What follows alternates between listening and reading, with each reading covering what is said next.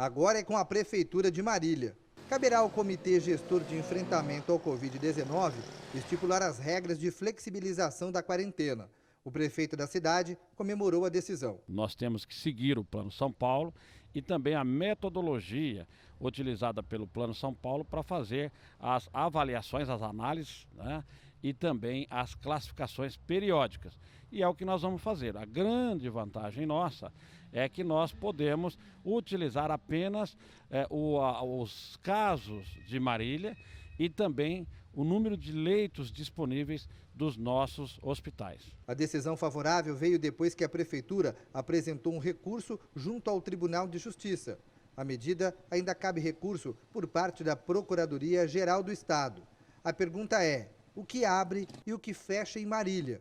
O prefeito garante que tudo vai ser decidido até a próxima terça-feira. Tudo vai depender da evolução dos nossos casos nos próximos dias, assim como também da ocupação de leitos. Então temos que ter muita cautela com esta autonomia que nós passamos a ter de hora avante. A decisão judicial determina que a equipe do prefeito Daniel Alonso deva seguir à risca o cálculo feito pelo governo do estado para chegar ao índice de flexibilização. Porém, se Marília ficar desfavorável nos cálculos da prefeitura, o próprio prefeito pode seguir a fase laranja, estipulada pelo governo do estado. Este professor de Direito e ex-presidente da Ordem dos Advogados, subseção Marília, explica que a decisão permite ao prefeito escolher em que fase vai ficar. O que nós precisamos reconhecer nesse primeiro momento é o seguinte: há um mandado de segurança, há uma tutela parcial, e o desembargador, quando concedeu a tutela parcial, ele concedeu objetivando dois momentos. Primeiro momento,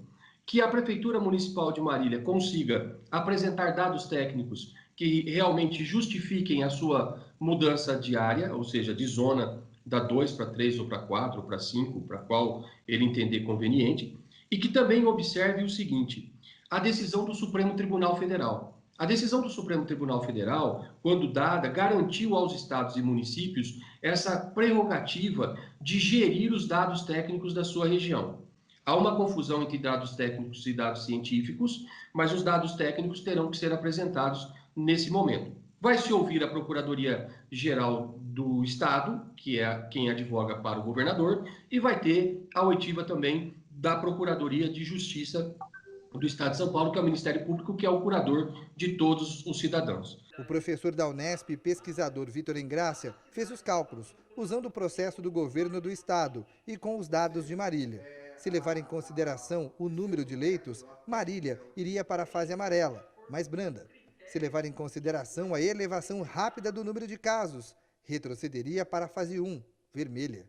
O governo, quando você encontra uma cidade em que as variáveis são um pouco discrepantes, como no caso de Marília, em que nós temos um avanço perigoso da doença e o número de leitos ainda com uma disponibilidade adequada, com o objetivo de ser mais preventivo, o governo propõe que se considere o valor menor, que considere o valor em que deixa a cidade um pouco mais prevenida. Então, considerando as duas variáveis, apesar de Marília ter ainda um número de leitos com uma disponibilidade adequada, a cidade está passando por um avanço muito intenso no número de casos.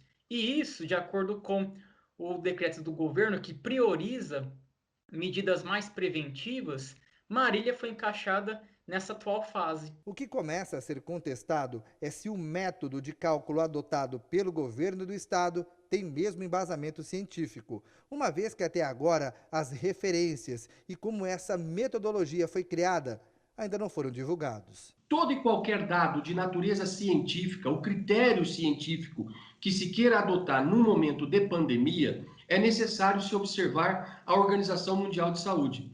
Nós não vemos realmente, e nesse aspecto há razão, não há nenhum momento nos decretos apresentados pelo governo do Estado de São Paulo, e não houve nessa flexibilização da quarentena no Estado de São Paulo, momentos em que se apresenta a base científica. Então, nós sabemos na academia que toda pesquisa que é feita tem que ter uma bibliografia, tem que ter uma base, tem que ter uma origem. e não há uma origem por parte do governo do Estado de São Paulo. Se não há essa origem por parte do governo do Estado de São Paulo, com certeza absoluta, a nível judicial, é sim possível discutir o aspecto científico da questão.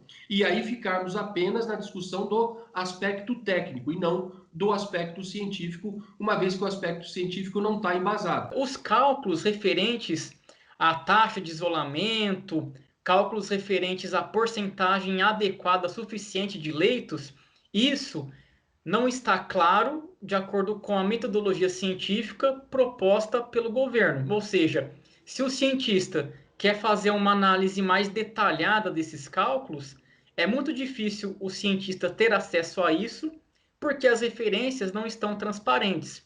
Portanto, é muito importante que toda decisão de qualquer entidade governamental, governo federal, municipal, estadual, é muito importante que forneça todas as referências de um modo transparente para que os cientistas também possam ter acesso e fazer uma análise também mais rigorosa e também até passar algumas sugestões.